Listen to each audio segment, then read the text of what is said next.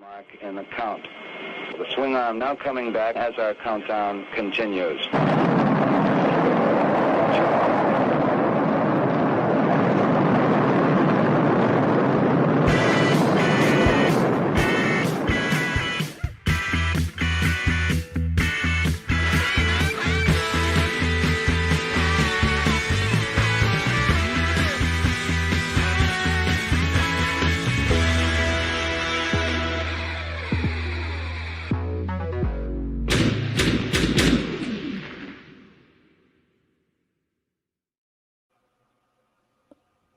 Good evening, good afternoon, depending on which makes sense for you. I'm Brick Something, and you're here on the Brick Something News. To my left is the Mr. Wonderful. What's up, Travis?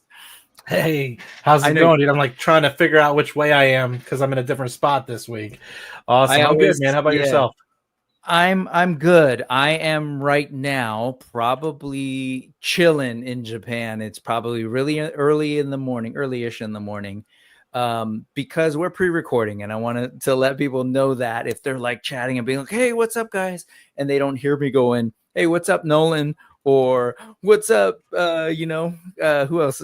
Yeah, folks, that's because we're not actually doing this live. We are pre-recording it earlier.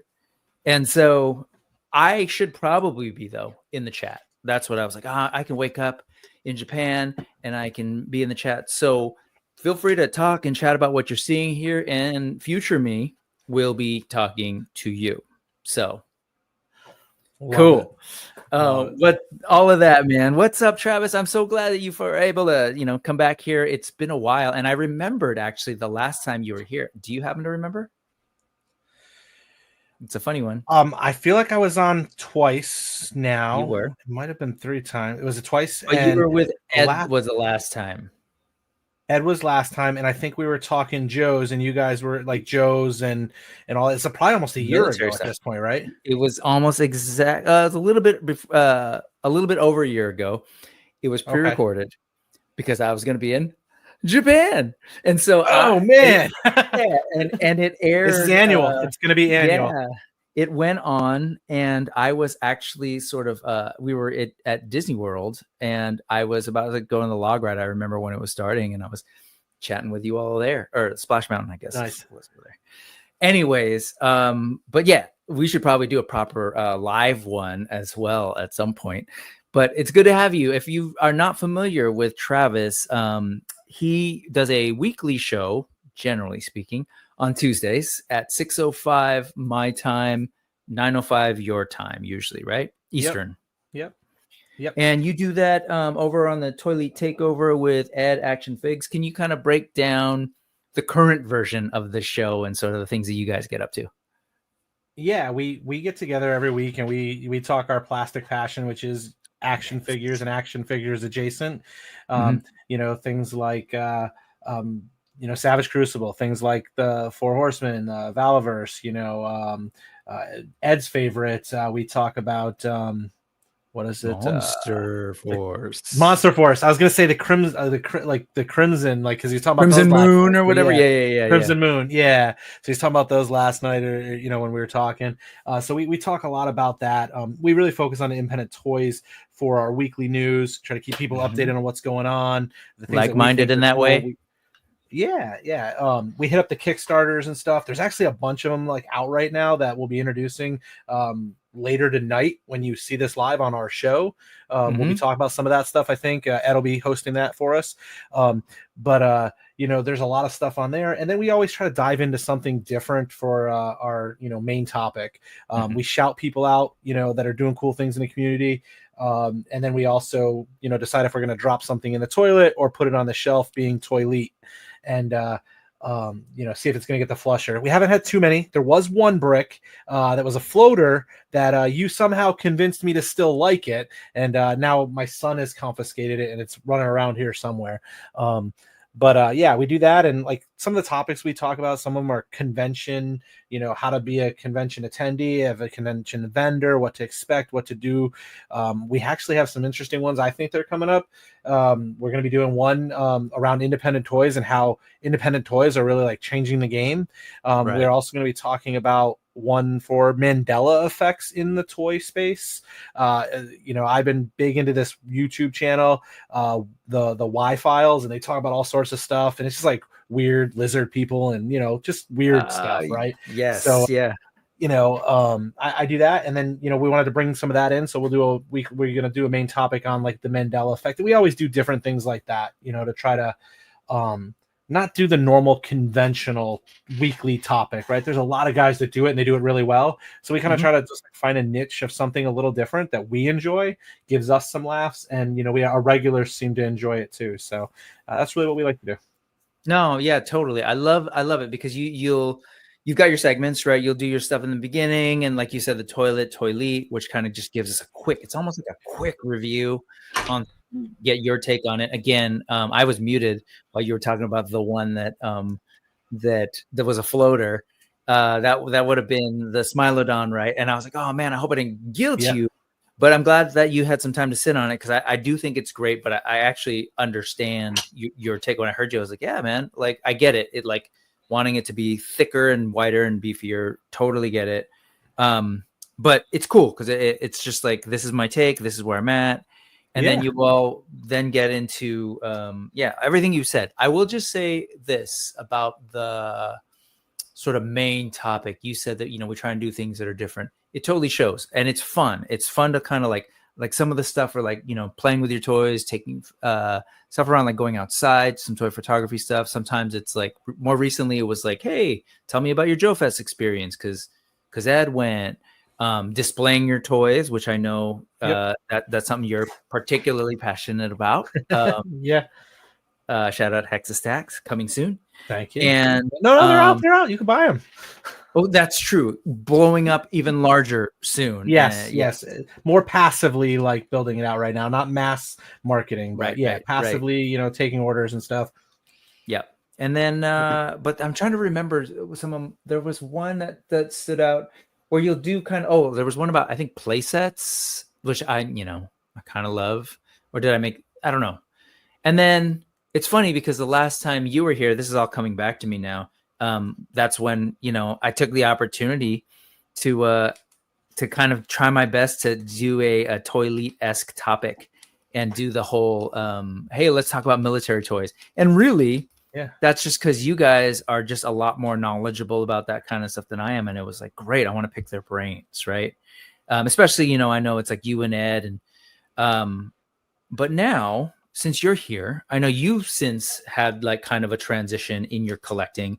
And you kind of like skipped, sort of, I guess, ditched, kind of. I don't mean that in a mean way. But you've decided to like not do a lot of the military stuff. And that's been about this last year now, right? Where you've been focusing more on the fantasy end of things. Yeah.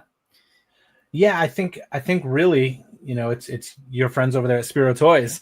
They really got me kind of teasing it. So I definitely jumped into the military stuff because the Joe and all of that stuff. But then it really was like 2023 when the Savage Crucible Kickstarter picked up, and I saw that. And then I saw the AWOC stuff, and it just so happened that our boys over at Hella Dope Toys got, a bunch of those that I didn't do the Kickstarter on because I didn't know about it at the time. And I was able to snag those in some ways before a lot of folks from like the I had mine on my show last week. I was repping my AWOC shirt last week. But I was able to get a bunch of those from those guys and fill those before like the big bad guys were, delivering on them, and was really happy with them. And then, I saw those, and then I started getting some clearance Masterverse kind of fantasy figures together that were on clearance at Targets at the time. And just like seeing a lot of the photography from like that fantasy world, really got me into it. And then I started kind of like playing with the dioramas, and that's how Ed and I really started our friendship, is through the Hella Dope Toys show. And then I saw he was doing a lot of that stuff on his Instagram. So I would message him like, hey, I'm working on this. I actually kind of was working on a throne for Kali right? A throne that I Right. wanted for Kali to be able to sit in. And then it just kind of like, I had so many Valaverse figures for the Action Force on pre-order. I still got all of those. I remember I still that. do get some sporadic ones, like when Uh-huh. I get new bucks and there's some things that are interesting to me. But I'm not like a holistic keeper. And really what happened was, between what they did with upping the, you know, the value and kind of what you could deliver on that, you know, 6-inch figure for a military line, pushing the envelope, and then pushing the GI Joe classified line, really, and Right. really that resurgence we saw after the first couple waves from them. They did such a good job. They pushed me out of the ballpark because it was just, there was so much to buy, like so much really Sure. good stuff. And I'm like one of those completists, in that sense. Like an example is, as I mentioned last week on the show, I'm now working on hunting down the original Spiro Toys Animal Warriors of the Kingdom line, the 4-inch ones, right? I'm working on trying to collect those as a completion, in new in box, hopefully. That's a goal of mine. I kind of set off in a distance to get. You know, the fantasy stuff, just, it's so cool. You can do so much with it. I just really like I can bring them out in the woods out back, and there's instant scenery and whatnot. And, you know, just kind of takes me back to like, you know, Lord of the Rings and Mythic Legions is out there, and there's just so much. And I mean, so much that I'm on season 8 of Game of Thrones for the first time right now. That's rad. By the time this broadcast, I'll probably have already finished up season 8 and started the prequel. But I never watched it like 10 years ago because I was like, I'm not sure. But these figures have gotten me into the adjacent things. I'm like, oh, I gotta watch this now, and you know, gotta watch awesome. Beastmasters. So like, big fantasy. You still haven't watched Beastmaster? Yeah, no, I remember that. I did watch it. I did watch it. But okay. The TV show one now. Like going through, there was like a Beastmaster TV show. It's cheesy, like Saturday like afternoon. Nah, I mean it's cheesy. I gotta watch it. Okay. No, because I remember that when you were kind of shifting over and you were asking people like, what should I know? And, you know, people were suggesting stuff. And anyway, with that said, last time you were here, we talked heavily military. Today, I do want to lean a lot more into that. And one line that I know you've been a champion of was Harbinger Studios, Savage Crucible. You and I both backed that Kickstarter. You more heavily than I did. I think you were all in. Is that right? On waves, all 3 waves? All 3 waves, I went all in. Nice. Got a couple extras with the Lemurian stuff with the first one. Gotcha. I mentioned it months ago that I was going and cleaning up some space in a basement, and I found that at some point I ordered more that were in a box that I didn't even open, and I'm like, I could probably use a couple more. Can use a couple more, and I just started finding different Lemurians in boxes and stuff. I've got more self-control on the Wave 2 stuff now, and then I do have Wave 3 coming, and I have pre-ordered, or at least have got access to the pre-orders on all of the figures they have announced, including the Death Dealer and the Eric. Eric, yeah, whatever. Elric, thank you. Elric of. So I am. I did 3 from Wave 1, 3 from Wave 2, plus I think an accessory pack. I forget, and then maybe like 2 from Wave 3. So like I try to pick from each one. I was telling you, I feel like I haven't spent enough time with it on the channel, just because like when they finally arrived, it was right around the time when I kind of like slowed down on pre-recorded stuff and, you know, doing unboxings. And so in that, like, they've just kind of like, there isn't enough Savage Crucible stuff going on my channel. So I've tried, you know, talk about it sometimes on the news, but since we just got Wave 2 and there's some new developments, I wanted to go ahead and start there. So first off, let's go ahead and say hello to the chat. Hello, chat, because again, if you missed it, this is not live, but I should be in the chat chatting. So ask your questions about Savage Crucible or whatever, and I'll be there to answer them.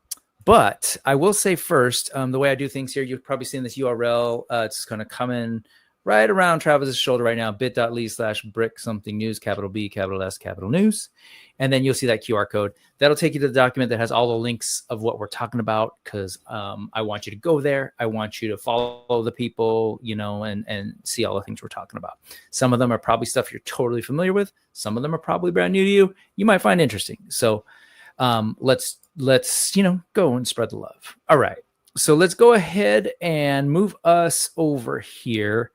And look, there is the Harbinger Studios, really the Savage Crucible website, because it's specifically for this line, savagecrucible.com. And I haven't spent enough time on this site. It's been, sort of revamped a couple of different times. And first and foremost, graphics, we know they're beautiful. This is the stuff that you get in your box. I've kind of teased that they come in, they kind of look like fancy IPAs or something. But great art. But if you scroll down, you'll sort of see everything. But I want to start here, like way at the bottom, because I want to appreciate and recognize, I really love this. And, I do stuff with these guys. And this is definitely something at some point that we want to do on the website, or somewhere more accessible. We've kind of created stuff. It's like you have to know about it through the updates, the Kickstarter updates, or on AWOC Talk and Monkey Business. But I love that it's right here on the homepage. This is the timeline, especially for a company like Harbinger Studios, who this was 2023. It took a little bit over a year, if I'm remembering, or a little more than a year to get their figures out for wave one. And so it's kind of cool for people to know, hey, remember, these are the things that we've got going on. These are the things that, we planned out, as well as some of the new things plugged in there. So you can kind of also see at a quick glance, not just when are things coming, but wow, they're doing a lot. And they've kind of got some cool offerings. This is, for both of us, we should, bad fans, Elric of Melniboné. Number one. Yep. Yeah, that one. So it's pretty cool. I just want to first take a step back and appreciate what they've been able to do. I remember those Kickstarter days, a good half a year to more. Maybe I'd been following Savage Crucible because Rob and company were throwing up all sorts of concept art and stuff they were doing. It was just super exciting. And then they launch, and here we are now in 2025. And you can kind of see they've got their waves coming in, but they've managed to do these individual, one-off cool little characters. You got some Lumerians based on the stuff that, they'd made.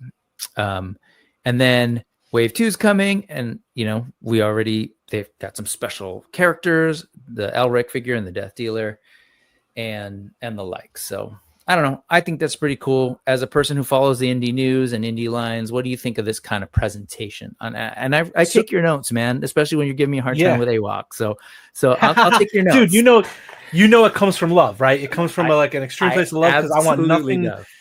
I want nothing more than to see AWOC on my Saturday morning cartoons, and I want comics. For sure.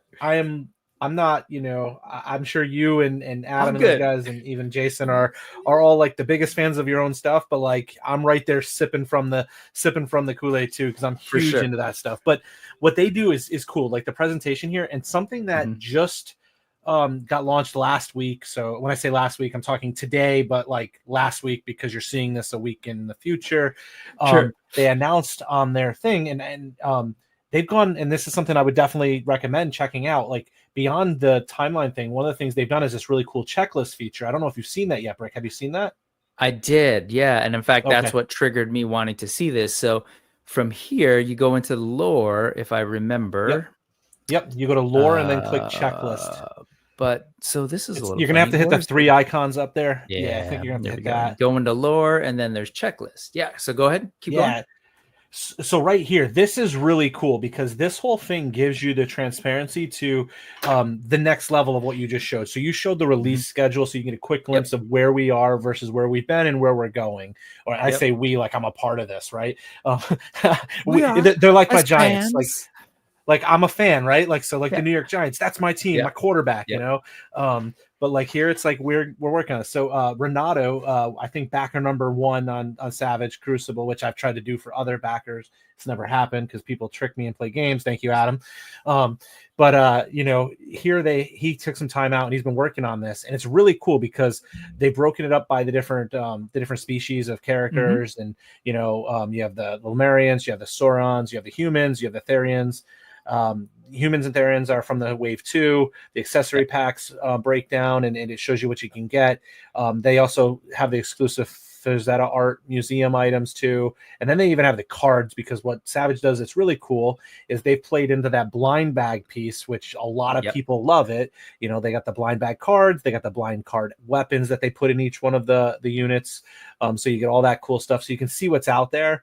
I don't know if they've put all the human cards on here yet, because people may be still getting things, and there's some surprises in some of those cards. You don't always know what you're going to get. Actually, it looks like they have put the humans on there, which is cool. And you get those cards, but like to me, my favorite part of it is if you were to go up to the top, and because I'm a lore guy, right? So if you go up to the top and we'll just click on the Lemurians, so you can see what you can do with one of my favorite characters. Because I know you talked about this last week with your brother. I think you said, right, Brick? The first wave, while they did a great job, you didn't feel as connected to them because there wasn't as much personality behind each character. A large portion of the Lemurian, or wave 1, I guess, was a lot of army builders around them. But there are a few. So like Como, if you click on him, they did a great job encompassing all the detail and lore behind him that they have. He's got the Atlantean blood prints, blood in him, and that his mom and father, they eloped or whatever, and he's part human, part I say human, but he's part lizard and whatever. It goes in more detail there. I'm very much caveman explaining it, but they do a good job with it. Show the difference. Exactly. They do a good job putting together the pieces so you can see what things are out of there, get artifacts. And I love the lore. I haven't even dug into this yet. I literally just looked at it before we got on here, so I only saw this one, but it looks like they've done a good job kind of exposing that information. So someone coming in who wants to dive in a bit more than just a couple plastic figures in their hand, they can get that story, and they did a good job with it. I love it. I'm gonna crap on myself here. I didn't even realize there was a difference between the Lemurians and the Saurians. I didn't realize they were different. I thought they were all Lemurian. I hear you. I didn't even realize all lizard people are the same. I get it. No, I had I was accused on my show. What I guess it would be now 2 Sundays ago. For having anti-lizard people sentiment and bias. So I get it, man. I didn't though. I knew there was a difference because I knew Como was different. I knew he was different, so I knew they weren't all the same. but I didn't realize that there was a difference in those other ones. But they've done a really good job, and they give you kind of like the background. There's definitely a bunch of army builders and stuff, but they really play to a really an army builder approach with these different lizard folks and whatnot. But I think this is a really cool thing, and take notes, Brick, because I think that would be badass to have, so I could see all of the different stuff on Spiro for and link it out so I could purchase what's in stock. So I already have mystery boxes in my basement. I've got a couple of pages of information architecture, essentially, like what could be on the site, and the lore piece and the character breakdown and all this kind of stuff is definitely a piece of it. And I love their solution. It's pretty elegant. I think it's really great, and it's all kind of it's in checklist form, which is something that I was trying to put together. Which was cool. I saw it. No, but this idea of that was like sort of like a what's the word, like a band-aid right now. But the idea that it's on the website and you can kind of see them and click and move through, I think it's really great. So this is really cool. And it's actually, I want to cover one thing real quick. I think there's 2 different pieces there. What you were working on touched on that nostalgia of that flyer we got in our toy packs as a kid. This brings that to a digital frontier. And I think there's a place for both of those things for some of us nerds. So just so you know, I'm not telling you can stop working on that one that I'm going to hang as a poster someday.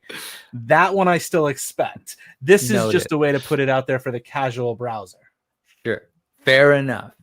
And of course, they're working with their strengths, right? They've developed so much great artwork that they can use as sort of assets to kind of share on a set like this. All this writing, it's really cool. So it's funny that you went right there, because that was actually going to be my next piece for Savage Crucible. So thank you. No, this is really great. And then you mentioned the cards, which was going to be the last piece, but we'll go there right now. I just got to say, this whole piece of it was not something that was real clear at the beginning, with the Kickstarter and everything. And it's kind of something that unfolded as people started getting their figures. There was this whole like, hey, don't forget to check behind your maps, right? And they started to have to put that in the packaging, because people were kind of not even realizing there was something else there in the foil pack of these these cards, which is kind of cool. I definitely did the card thing back in the day, whether it was like, Marvel Comics cards, the first couple series. And then at one point, was playing some Magic the Gathering the first 2 years that thing started. So I feel that I love that, even just the idea of the collector cards and artwork like this, all really cool. But once you start to get into things like, hey, check out, that thing that you can attach to the character's belt, that's actually ancestral tea, or the weapons you're putting in their hands, that's actually the venom rot blades, right? It's a fun way to I think a very, 2000s way of telling a story of this feeling of got to catch them all, but also ooh, I can maybe play a game with them and get to know the power levels and what they can do in the story. I think this is all just incredible. I think they're doing such a good job with this. No one else at this point in the action figure world is doing this in this way, and I dig it. Do you know though, is the intent for these to sort of be like a game at some point, or what's the word? I don't have the full answers on that. I do know that they've used the system reference documents associated by Wizards of the Coast. So it's actually D&D stat cards and stuff on this, and somehow ties back to that whole setup. I don't know if there's an intention to have a long-term game. It does make me think, when I see these, of that thing that Spiro was working on with the tabletop gaming with your figures, that with the AWOC stuff. And I'm all about that. I was backer 1 or 2 on the site when I was trying to get that. But it definitely, my eyes are in the same direction you are on that, keeping my eyes on this. Is there going to be a game? Can I play my figures? Can I play my cards? How does this all play together? Can I attach the weapon to them when I play that card? How's this all going to work? So, right. I hope so. I don't know. But I know that people are collecting them. And what's cool is it's another way of creating, and we've talked about this, Brick, with other folks like Four Horsemen. They do a great job, the Cabal, right? And creating that consumer association, being more than just a buyer, right? You're a part of it, right? And this card thing is kind of doing that in a way, because now you have all these groups on Facebook where they're oh, I got duplicates of this, let's trade this. And you're not trading figures, because that's stuff you're not going to want to get rid of, but hey, I can trade you a card because I don't need duplicate hollow Nashorns, right? I don't need that. But maybe you do. I don't know. If it becomes a game, I might need 2 Nashorn cards that are holographic, because it lets me beat everybody else, but I don't know. Well, here's the crime, I guess, on my part, is that I don't open them because they're cards, and I know me. I'm well, I don't know that I'm going to want them. Should I keep them? Should I sell them? Is it more valuable for me to not open them? So I don't know much about them. I haven't opened them. People ask you, what did you get? And I was I don't know. I don't want to open them. So you mentioned hollow. Are some of them do they actually is there a rarity of they have a regular version and they're doing hollow versions? So I don't know if they have I don't know if they have a top Topps collector cards, they track how many of X number of prints of this are. I don't know if they're tracking what they print on them. I don't know that enough, but I bought these little 4 4x6 inch Oh, little cool. card holder things to store them all in, and like all my singles and stuff. Just these are keeping. I have duplicates. I'm doing something with the duplicates separate than this. But then I also have all my hollows in a separate binder, and those are all here. So like, sometimes I've gotten, sometimes I've gotten more hollows than others, but I don't have too many, but I do have this one, which is really cool. So yeah, there are some holographic cards in that's there. cool. So, okay. They have So there is, and they've there's been doing definitely, so there's definitely like the normal version of that Krieger, and then there's also hollow versions. Wow. Okay. Yes, Look at them. exactly. Yep. The other thing is that they're kind of big. That's it. My so other they are deal big. is, yes. Which is fine. I think, again, if you're collecting for the art, I actually think that's better. It's just that it becomes, man, I've got too many action figures that have too many hands and too many heads and too many pauldrons and too many. And so it just becomes this other thing that I don't mean to poo-poo it at all. I think it's actually really great. It's just one of those things where I've had to like, boom, here's my limit. And that's not something that I'm in for, but I love the idea. I've always loved cards. Just, what you got there? Yeah. So what I have here is I have one of the Nashorn, the disinherited holographs, and then I have the figure next to him, right? And like for me, and you can see it up over my shoulder here, I have these like little they're like shoe boxes they sell on Amazon. People like put their shoes in them. I actually use them because it keeps the dust out of them. And they have like little magnetic folding things, but I use my Hexastack stands in those, and then I put my figures on them to display. But I also have like a card holder. I didn't design it necessarily with the intention to hold the Savage Crucible cards, because I didn't know that was coming. But I designed it so you could like, use some of their, collector coins. You could put the collector coins on them. But kind of just like, I don't display on my shelves in a diorama style like display. I display it as like an art piece that's just there. Like each figure is its own art piece. I might like put them in a pose, but I don't have like I don't do dio setups in my displays. But like for there's a guy, DB Blakes, who does some really cool you've probably seen him at like Legion's. Yeah.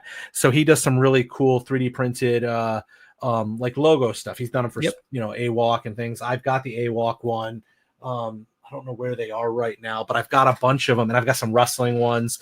I've got the Savage Crucible one, and my plan is to, use those to kind of decorate it up. It won't necessarily be, a dio setup in the sense of the traditional sense of like a dio, but what it will be is it's like my scrapbook version of the figures, right? So like the card will be on display next to him, he'll be there, that type of thing. So to me, that's what I see it as, and I like it.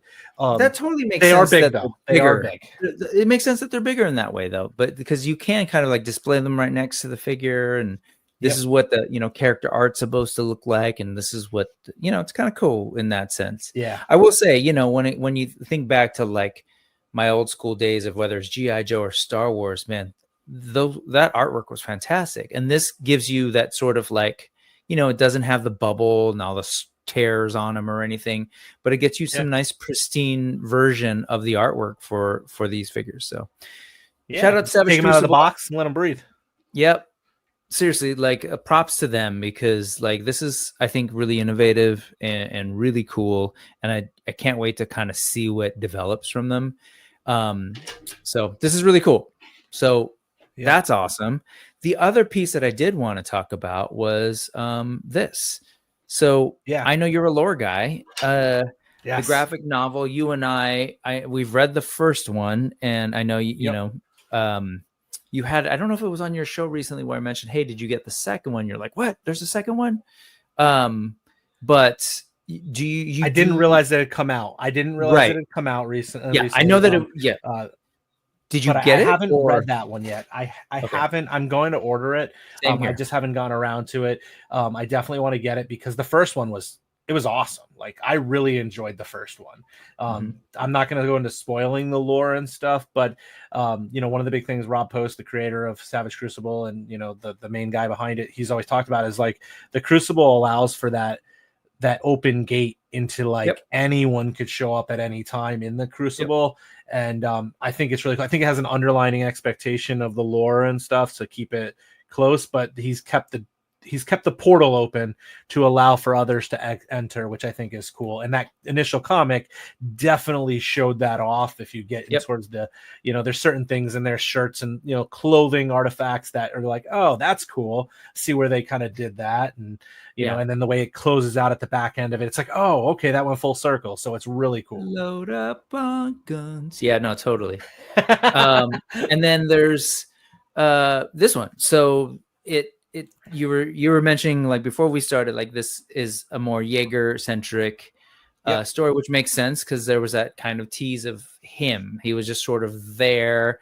They kind of introduced him, and then, but he didn't do a ton, and now he's on the cover. So have you heard much else about this story? I mean, not that I know we're not spoiling. I've avoided it. I know when they announced that it was coming out, some people were going to be getting it sooner, just based on shipping logistics.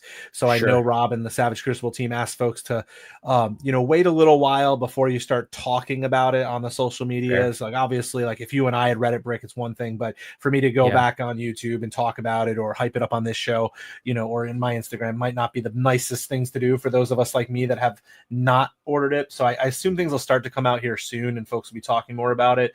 But I've been avoiding that circle because I do want to read it as the nerd that I am. The same way, even though I begged you and Adam to let me know how AWOC number 5 wrapped up so that I could figure it out. Like, I wanted to wait till I could get it in hand and really do it. So I've been avoiding that. I do know that they alluded to, it's very Jaeger focused, centric. It really gives a backstory. They've been talking about that for over a year now.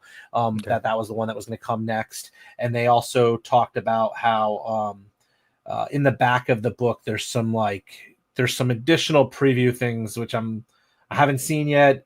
I haven't heard of the details on it, but I do want to see that for myself because I'm very excited to see what comes next from these guys. And I think there's a lot of opportunity similar to what they did when you look at that timeline, what they did with the Wave 1, Lemurians.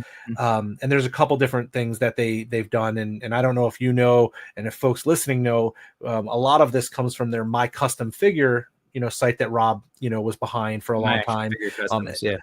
I'm sorry. Thank you. My Action Figure Customs or whatever it is there. But like, they did some cool stuff where they would create custom stuff. And even when they did the Lemurians, they did their in-stock sales that they did.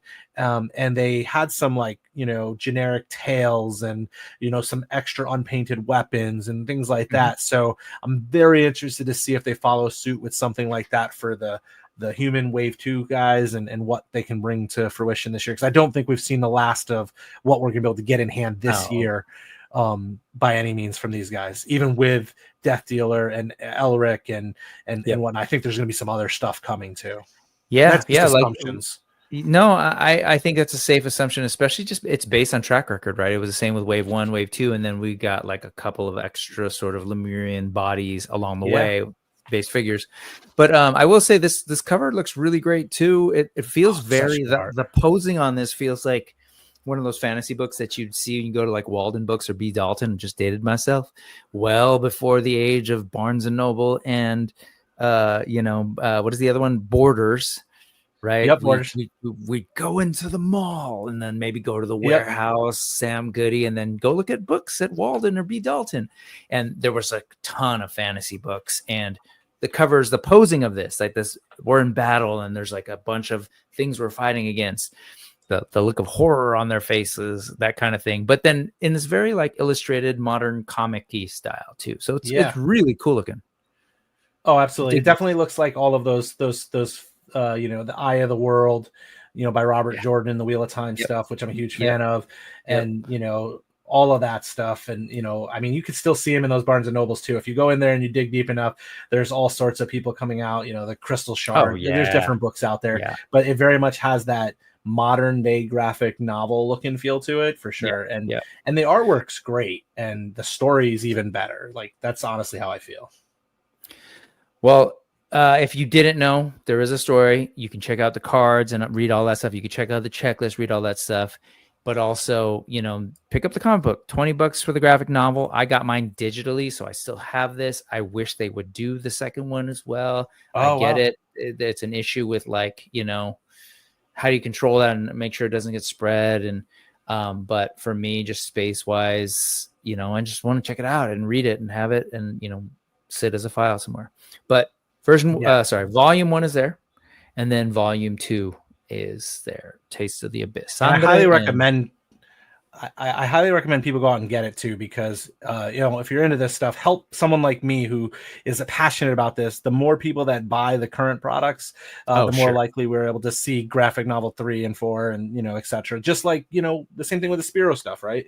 You know, the more people that consume those, the more opportunity we're going to be able to see that lore explained over the long term, which for me, it's one of my passions. I collect the hard copies. I collect the digital ones. I have all the hard copies here.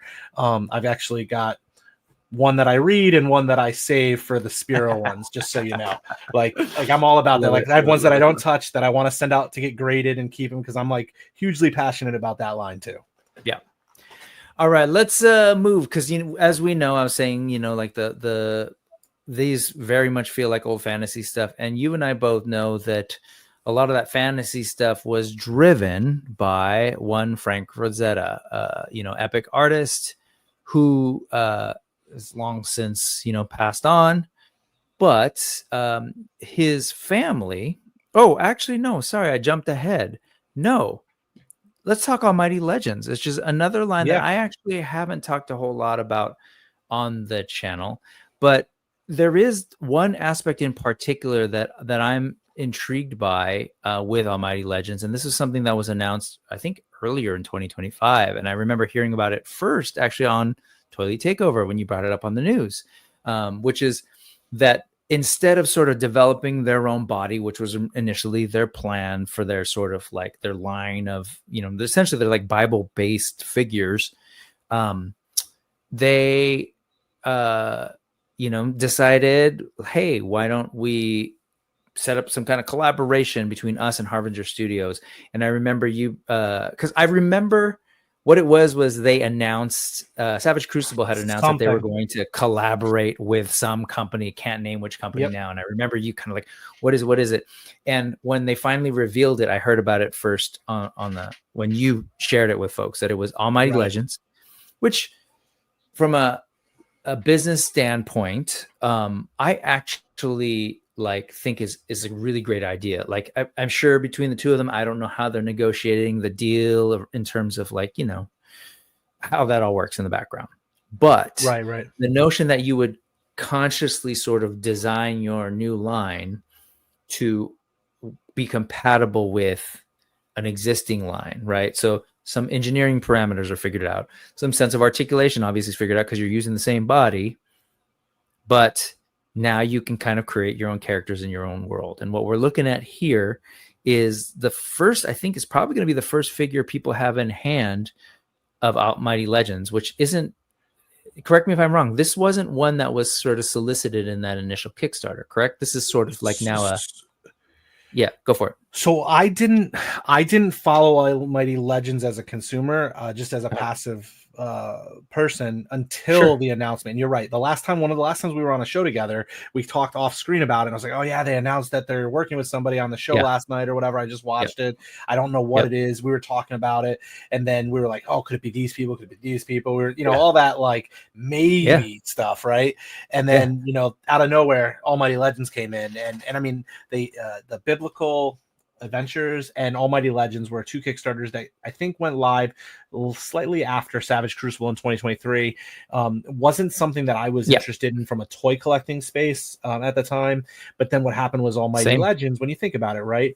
You know, if you look here, they actually have a link to their pre-order store. You can click that. It's actually a really good link. I don't know if it'll open for you or not.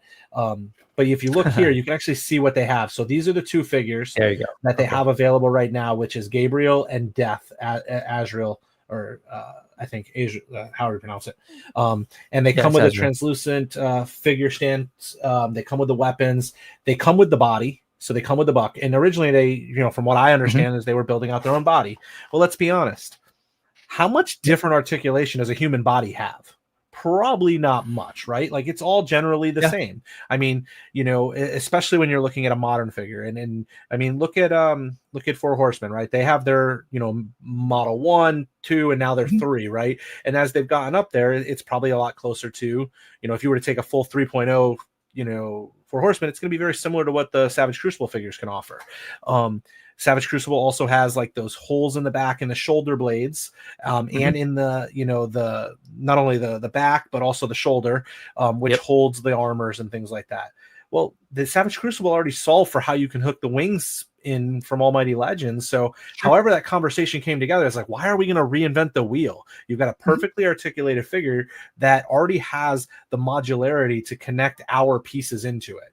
So let's just tweak our stuff so it adapts to it. And now you've opened up an entire network to consumers that may have not been interested in your product before because of it. And that's what it did for me. I'm that guy that wasn't really interested in it too much. But now I'm like, I got to get one of Gabriel. I've got to get one of Death. And then if you scroll down, they also have, and like you look at that 45 versus 75, they also have armor packs. They have some green armor packs, some red ones. I think they have a white one too. So they have the white one just below that. I think those are the only ones they have right now. Originally, they had a much deeper library that they wanted to bring to fruition. They didn't get like the stretch goals released.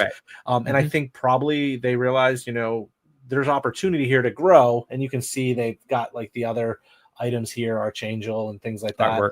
But they had other things intended. I think this is going to allow them the opportunity to potentially scale this line out, especially if they offer what I think looks like some really kick-ass expansion packs, really, right? And you know, for me, I want to grab those. You get the figure, and the figure that was in the picture that you were showing from Instagram, that's the Who-Man figure, with the armor pack from, you know, the armor. I got you. See, I misunderstood. I thought they were basically saying, well, hey, we could take, you know, the Who-Man is essentially tooled up. I thought they were literally going to say like, hey, we're going to package this and create our own Angel character. But no, this is them saying, we're going to have the armor. You can buy it. And then you go buy a Savage Crucible figure and you make this. Oh, no. Oh, no. Sorry. For clarification, the image here is using the Who-Man buck and face. It is. Because that's what's been produced. They will have their own body. You like the $45 one there, or whatever the price was for the Azrael and Gabriel figures. They come with a buck. They come with a person that comes with the figure. I understood but that. It's the generic one, and then those other ones are just the armor packs. But what they were displaying there, from what I can tell, and I'm just assuming based on the imagery, is that was them just using one of the Who-Man figures as the base to display it and model their interactions with it. And their wings.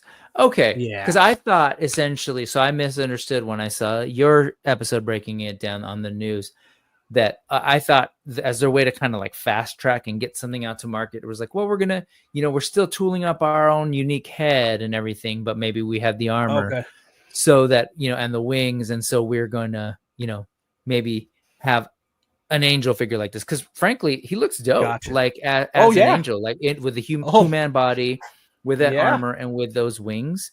I will say on those wings, that was one of the pieces that I was especially intrigued about with Almighty Legends. Was, let me see if I can get to it, I'll come back to this base, but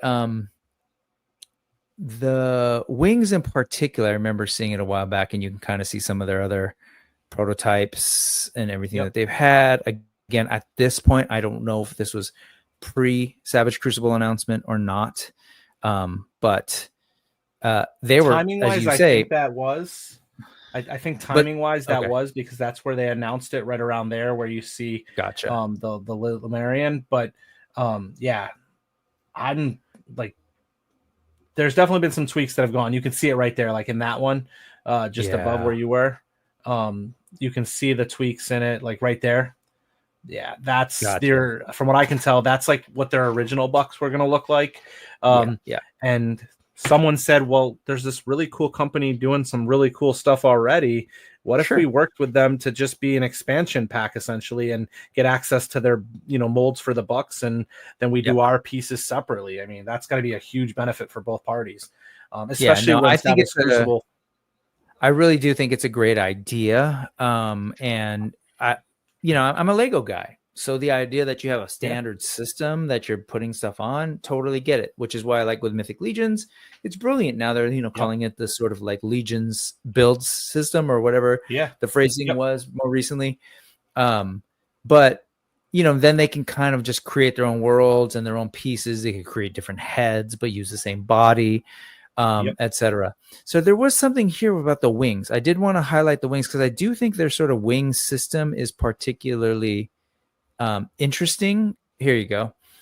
Mainly because they're trying to find ways to kind of build in some of those like bird-like bends, right? And so they've got kind of this joint system to join the 3 different pieces that's articulated, that can flap and can rotate, which visually probably is distracting for some, but I think it works. Like that's cool, and it gets you a little bit more movement. So you see it here, the idea of like the character kind of folding it over their body, I think is cool. We don't get enough of that kind of movement. I'm sure there's other solutions like, bendy or ways that you can do it. But like even the AWOC figures, like those are pretty straightforward. They're going to attach to the forearms and they'll fold like this way, but they won't necessarily go up and over and have act a as little shield. bit. Yeah. What's that? I said they won't be able to necessarily go up and over as a shield if you were protecting yourself, like type thing. Not in that way. So I think this is pretty cool. So like, I love to see that. Maybe now they can focus on those kinds of innovations, right? While building out the characters, and then be like, all right, but we've essentially got a body in Savage Crucible, which we know is highly posable and all of that. So I think it's great. I'm with you when the idea of this, I think is brilliant. I think it's a win-win for everyone. Yeah, and I will say, seeing Who-Man with wings in this armor, like he is kind of that no diss to Who-Man, that character in particular, but he's the blonde hair dude with the long hair. It's like, okay, he's pretty, he's kind of a template. Okay, what can we put on him? Great, he's this new thing, and it totally works. And what they did was, what I don't know if you want to open up the screen for what I'm showing on my camera here, just at a larger. This is the alternative head that comes with Who-Man. So he's got like those glaring like eyes on fire. Hey, that head is perfect for that figure. So like if you want to do a customization there, you're gonna have an awesome setup for sure. Kind of like Angel of Vengeance. Totally. Yeah. Oh, absolutely. Are you there? Yeah. Sorry, there's a weird delay. Yeah, no, it's really cool. So and in this post it says like, let 2025 be the year of the collaboration. 100%. And I think there's this notion of like all these different indie lines. Let 2025 be the year of the crossover. Absolutely. And I think there's this notion among indie toys like, hey, rising tides lifts all ships. And I think that's true. I think there's other naysayers who are like, well, it's more competition and people have to divide their money. Collectors now have to decide, am I buying this versus this?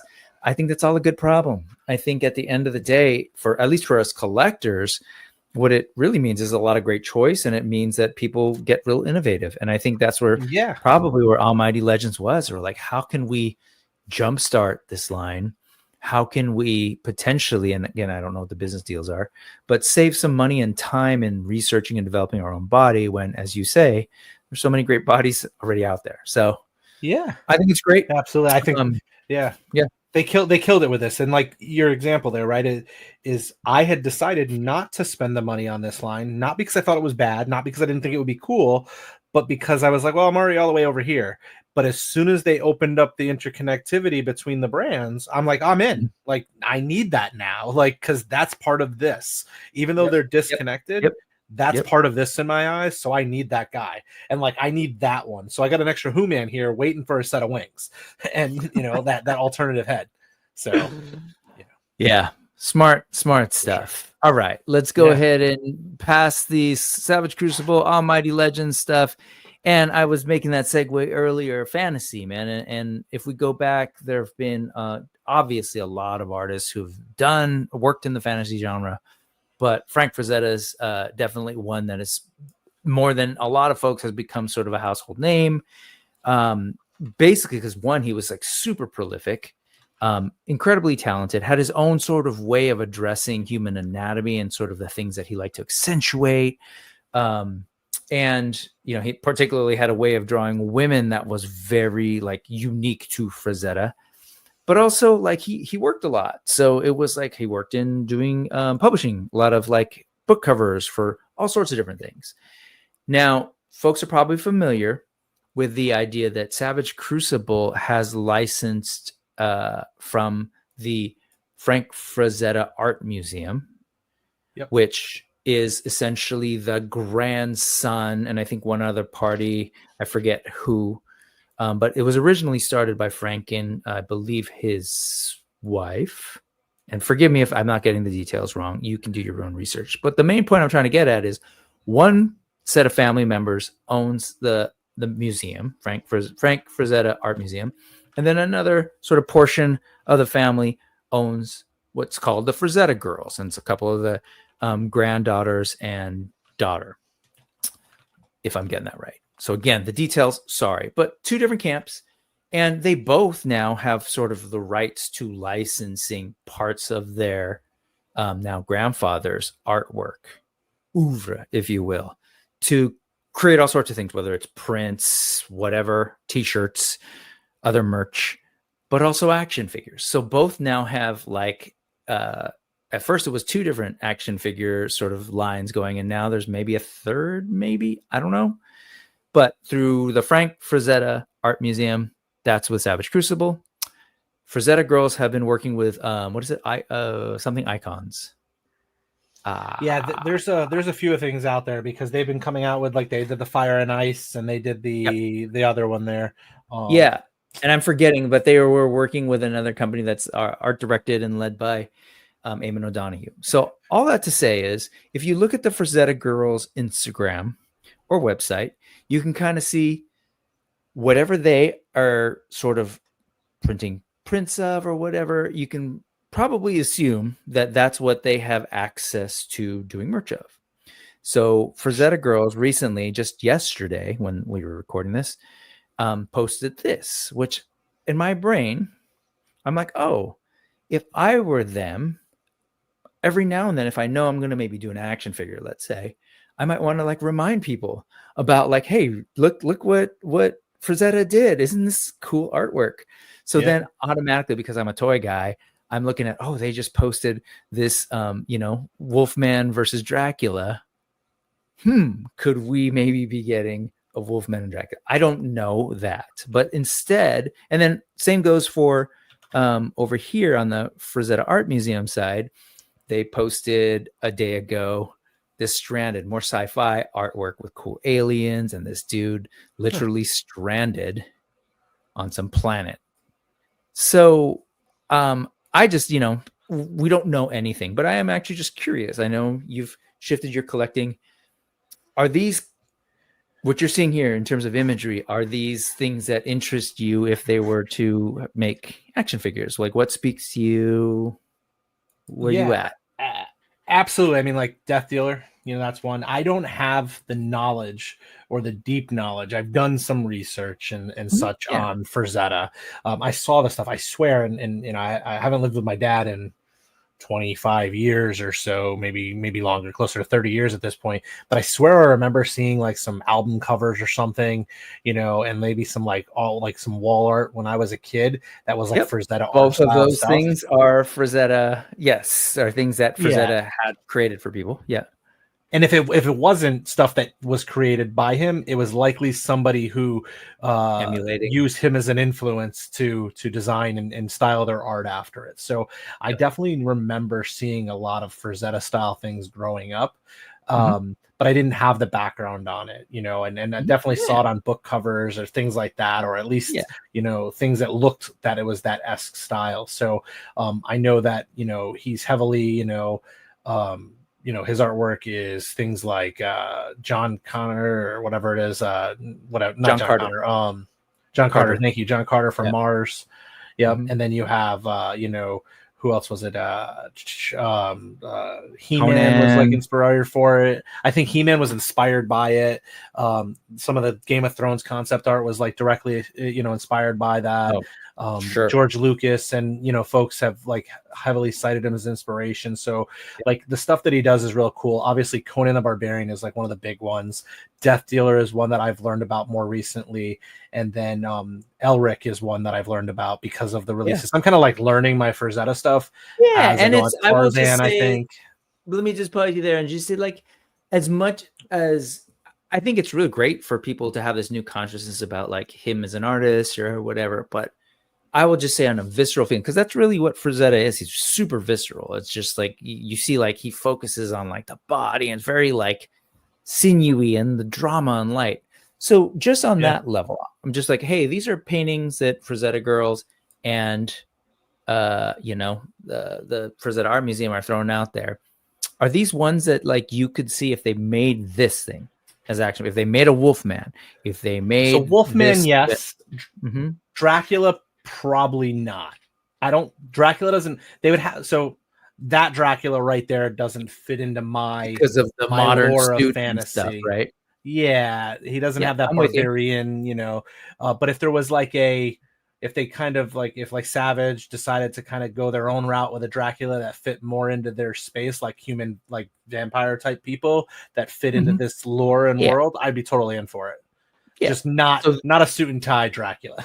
Sure. So, but the Wolfman, you feel like that's something you can work in, unless, let me just get you straight, like, because I think I get you. I think the same way. If these were like slacks, it's a no-go, yeah? Yeah, I mean, if they try to stay true to the art, I mean, I'm looking at my guys here, and they're all in shorts and like loincloths and things like that. But like then you got Jaeger, who's in like slacks, like he's pants. You're right. He's got pants. So there's on, a maybe. Like, it's more of a maybe for the Wolfman. Yeah, I could find him fitting in the right way. And I just torn up and.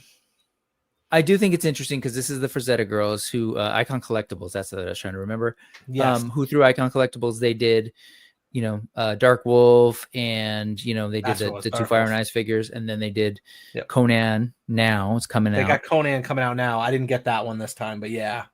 But they did Vampirella, which is in this vampire horror vein. So I was like, oh, that's interesting. I don't know if they're gonna do it, but I will say for me, I'm right there with you. I would probably get the Wolfman. Not so much the Dracula. And then on the other end of things, this sort of stranded space thing with some potential aliens. You're done with the cosmic thing, the blending? Yeah. Okay. Yeah, I'm not. So the cosmic, there's certain cosmics like that look like dragon people and stuff like that I could like pull out of that world and still use them in what I collect in that space, but I have to pull away their lasers and guns and throw that all in a bucket somewhere and let my son use it with other stuff. But for the most part, like if they're in a spacesuit and things like that, they just don't fit into that fantasy world. That I'm sure Crucible could find a way to get them in there, but it's just not what I want in that space that I'm collecting. No, I gotcha. So I'm still in this Masters of the Universe, Kirby's New Gods, John Carter from Mars kind of world where you get barbarians and you get laser beings and aliens and monsters. Yeah. So in my brain, there was a bit of mix. So I absolutely would go for something like this. Maybe not so much this guy again. Gotcha. I don't know, maybe, but the aliens, hell yes. Like give me those. And that guy looking at him and what he's in there, like I could probably. Well, there you go. I'm good with that one. Go with the second one. So what this is Savage could do the other one. Exactly. So this is his different studies of, working on the art. So here was the next one. And so now he's definitely a little bit more on that barbarian end of things, huh? Yeah, I could take him. Like the first one, like even like looking at, like, okay, as long as it doesn't look like he's too much in a spacesuit and it's shredded enough because he's got like that thing around him, looks like a collar almost, but I know it's probably the attachment for the helmet or whatever. But that second one that I didn't see before, that one I would definitely, he would fit in. The alien stuff, maybe if they're not too spacey, I get you. They could work some way to be some like a fantasy creature. Yeah. For the folks watching in the chat, I am kind of curious of these two that I showed you, which would you be interested in, if not both? And then let's just take a really quick, not spend too much time, but I do want to just highlight this because I kind of broke down the background. Go to the Frazetta Girls website. Again, they're the ones working with, say, Icon Collectibles. And just by looking at sort of like what artwork is being pushed at the moment, it makes me think about like, okay, well, you know, if they're making prints of a thing, that means maybe they have a sense of like, that this is something that sells. People want this. So then, you know, my brain automatically goes, well, if a certain artwork or certain characters from artwork are doing well, then it seems to me that that might be something they consider to do figures of. So like they did the Norseman, which is the other one I forgot. But this one, like the very John Carter, A Princess from Mars, like that kind of stuff, I'm like intrigued by. I want these. Like, give me the aliens, give me this woman, give me this dude. It's got that He-Man look, right? Yes. So it's exactly what you're saying. Like, you clearly influential, right? I mean, really look at the planets in the background. That's straight up like that old classic Masters of the Universe art. Oh yeah. So I don't know. That's just kind of where I'm at. And I know that's to a certain degree, that's what they're doing. They're going through and kind of like saying, okay, well, what do we have access to? What might Frazetta fans and action figure fans want to see? Like when I see stuff like this at the Earth's core, I'm like, hell yeah. Like, give me these creatures. Give me, you know, I mean, I don't necessarily need Dude in a Chain, but hey, I'm gonna, you know, why not? Yeah. I think one of the ones that I'd like to see next. One of the ones I think I would like to see next are the when I looked it up, it was like the Silver Warrior painting. It's where he's you know on a sled and he's got the polar bears pulling him. I mean, I feel like we have that, right? Like there's some polar bears coming, and you know from another brand, you know that are doing some cool stuff with those. And then all I need is that guy, and you can pretty much replicate that scenario. I'm trying to find it. I don't know if it was theirs or on the art museum, but wasn't not a woman in the sort of chariot, or was it a guy? I don't know. It might be a guy, and there might be a woman with a tiger. I might be. I don't know enough about it. Okay, fair enough. I just saw the picture. It could be. I mean, it's hard. Long hair. It's all good. Probably hard to tell. Like from my perspective. You might be right. This is just my pitch. Like, hey, we know that both of these sort of parts of the family own essentially the IP of Frank Frazetta, and they are very much interested in playing, pun intended, in the action figure space. So I think it's always fun to kind of take a look at what they've got on their sites and their Instagrams to sort of see. On the other end, we've got the Frank Frazetta Art Museum, and again, you kind of see some of the stuff. Like, well, what do they have access to? So I just wanted to. Oh, there it is. You're right. That's the one right there. That's the one. Yep. Yeah. I think it's a guy, but dude. It's a guy. It's a guy with a full-on mustache and stuff. Okay. But yeah, I remember Savage Crucible, you know, sort of like opening it up and letting the chat kind of like, you know, what do you guys want to see? And this came up quite a bit. Yeah. So, you know, like, hey, there's a Death Dealer Stein, and surprise, they're working with Savage Crucible to make Death Dealer figures. There's a Death Dealer Crimson hoodie. So, you know, that kind of stuff. I just want to throw out there because we're talking Savage Crucible today, because we're talking so much fantasy today. What else could we see? And I love the idea of pulling from this, you know, essentially it's fantasy master, right? Whether it's hard fantasy, whether it's sci-fi fantasy, science fantasy, whatever it is, Frazetta did it, and they have access. So anyway, and they did a great job with it too. Like they're crushing it with it. So I know Frank Jr., I think that's the grandson's name. I think he's one of the Frankie, that's his name. Thank you.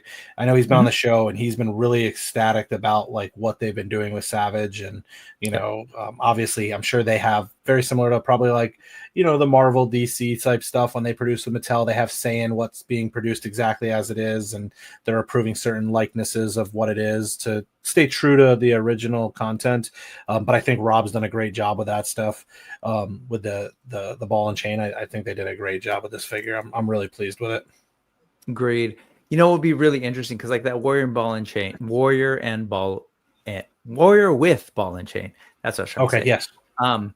If you know they found out a way to kind of reproduce the painting, whether that's a printed background with maybe like certain amount, the big cliff that's in front of him in that painting, so that you can buy that to work with your Savage Crucible figure and kind of recreate the painting or something and do a little bit of the landscape. Whether they do it or they work with someone else to do it, I kind of would like to see that, because they're pulling from specific pieces of Frazetta art that Frazetta took the time to create an Iconic, environment for. right? Yeah. Yep. So like this one, take a look at that. Imagine if we got sort of like Frank Frazetta style mountains in 3D, or this piece, and then you got a nice print of the background.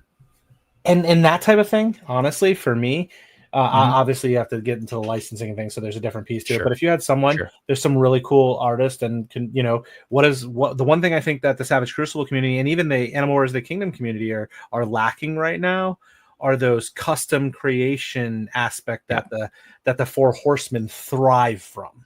The stuff that essentially makes Legions Con what it is, right? And all of those customizers. So like, once enough people get behind these and start getting into that, I think now with the humans in hand, you can see what's possible. Like, I'm going to be honest, I didn't realize that you had all these ball joints on the back of the neck and the shoulder and stuff. I didn't work closely enough with my Lemurians to realize like that they were going to have that stuff on the humans to allow that similar modular pop and swap, because when you make it easy, you make a lot of fans happy, and people can 100%. Get in that weren't.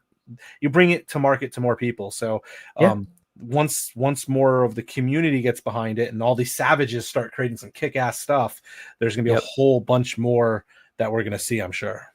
Totally. And it's just a matter of time, really.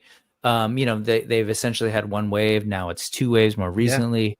And so as people get stuff in hand, they'll do more. Same with AWOC. We've had a couple of waves. It's going to take some time, because if you remember, I mean, really, Legions has been around 10 years now.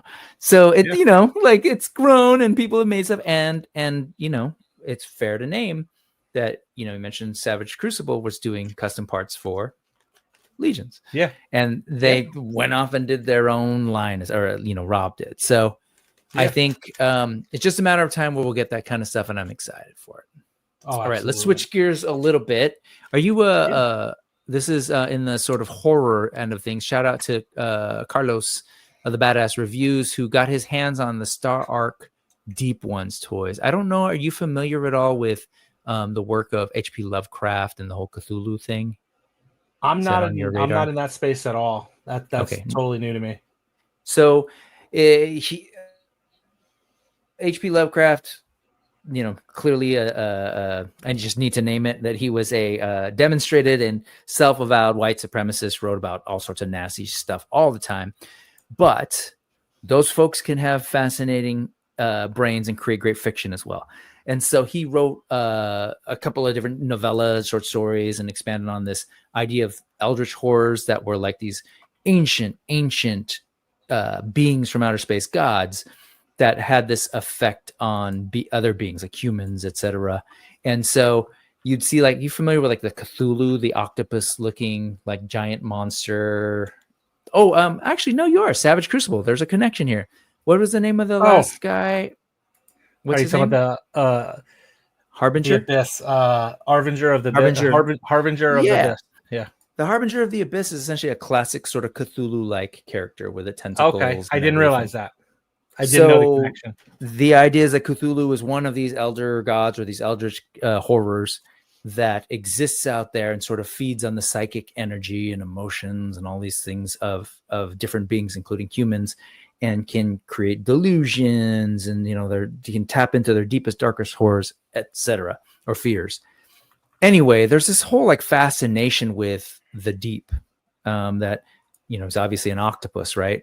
Okay. And so this company, Star Arc, who initially were just like advertising these two giant Cthulhu type characters and eldritch horrors, they were also like saying, well, we're going to do these things called the Deep Ones, which are sort of smaller minions of these giant gods. And so they're finally... I feel like I've seen these. Yeah, they've been around for a while. They were even weirdly like kickstarted at one point for like $10,000 just a couple months ago. I don't know if they just needed a little bit extra capital or what the deal was. But they've been on BBTS for the longest time, on 5K. They've tried to release different variants, and now finally they're out there, and Carlos got his hands on some for review, and finally gave us our look at them. And I just wanted to sort of look at them because I think it's always exciting when a new company is finally giving us product. I think they've had some of the bigger stuff out, but the smaller ones, and these are relatively small. I'll kind of cut to the end to just for this point, you can kind of see size comparison. So maybe he they have puts them up next against the Plunderlings. Yeah. So this is, here's a Marvel Legends. That's one of my favorite ones. And you've got Legendary Barbarian, Beefy Legions. So they're meant to be small because these guys are sort of meant to be like the minions. Really, they're meant to be like in the hordes of them. So I don't know, like to our sort of fantasy world with our barbarian people. Look at this guy. This is yet just another set of creatures for them to either ally with or go up against. It sounds like they're you're vaguely familiar, but you haven't been necessarily following these stuff. Yeah. I saw them last year. We were given news on those, like more as a, hey, we saw these, they're up for pre-order. They look cool, interested to see what's coming. It's one of those like 5K toy figures, right? It's not something that I know, or it's independent-esque, right? Because it's not like the mainstream guys. But these would fit in perfectly with if you wanted to add like a horror style to your Plunderlings from the looks of it, or if you want, somebody that's going to go after the Plunderlings, they're the think of it. What was that movie when we were kids? The little gerbils, not gerbils, the gremlins. Gremlins. They're like the nasty gremlins compared to Gizmo or whatever, right? Like, like, that's what, and like the Plunderlings are the Gizmo, and these are like the nasty gremlins that they had. When you feed them too late. Exactly. These look like they would fit perfect with the Wave 3 from Savage, with the fish guys and stuff. So yeah, definitely. So I just thought it was kind of interesting to finally see them. I will say my initial reaction, there you go. There's your Savage Crucible. Oh, there you go. I mean, I do like the idea of them sort of being small in numbers, right? So small, but in numbers, kind of this thread of like, they're tiny, but there's a bunch of them, like, And I've always been a fan of variety on the shelf, size, silhouette, etc. So I'm down for that. They are like $50. So like, oh man, there may not be something that I jump in on. I don't think so. For a two-pack or single? For one. Okay. Yeah. And so, there's some cool things about it, but I would just say go check it out. For folks who are interested or curious, who like me are always kind of looking at action figures and seeing what's out there. Because see my earlier point about like, rising tides lift all ships. At the end of the day, you were saying Almighty Legends, like they're basically human beings. There's another line that makes great human beings. Like that makes sense. There aren't a whole lot of like this kind of thing out. So I always just like to look at the new, the different. How do they do things like this? Like how do they figure out? And you sort of see Carlos pointing out the loincloth, how it's removable. So as a fan of toys in general, as a fan of fantasy in general, but also like of toy making and what's possible, I love to just look at this stuff. So absolutely. I'm sure it gets the wheels spinning as to what possible other things could come. Yeah. Whatnot. No, these are cool. And I mean, like, look, think about it. Like, I don't know what the accessories come with it and stuff, but they just announced that imp scale from the Four Horsemen, and those are like $40 too. So like a $10 difference. I'm not saying that they're in the same scale of pricing and stuff, or even the same quality. I don't know. I can't speak to these by any means, but look and feel, they're right in that same area. Yeah. And I look at like things like this is a kind of a weird, innovative attachment thing. These are like almost like crab claws, but the other guy or the other sort of creature on the other end has more of like a ship steering wheel that is sort of like he's lodged in kind of a thing. So it's just interesting. It's just different stuff that people are doing. They like have different arms, and one of the creature's arms has like it's hard to tell here, but it's actually ridiculously like long and huge. So it's like some kind of like mutated thing. Like mutated version. Okay. Yeah.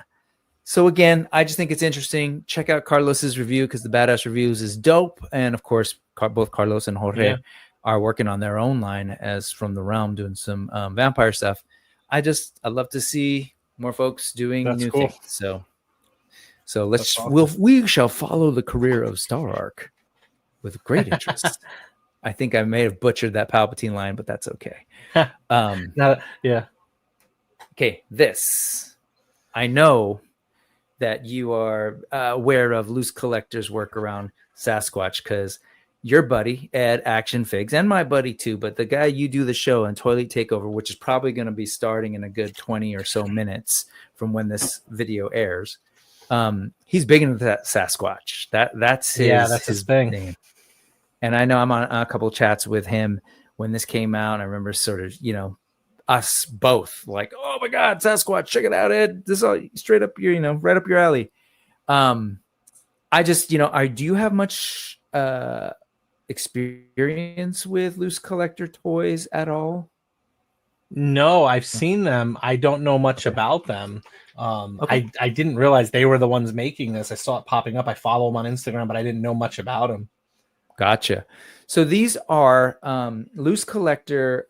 They for the longest time were just doing like mainly women figures, right? They a while back they did like the woman from Heavy Metal, which is kind of a fantasy themed thing. Oh, they've done a couple like Filipino heroines characters like Darna, which is sort of a Wonder Woman-esque superhero woman.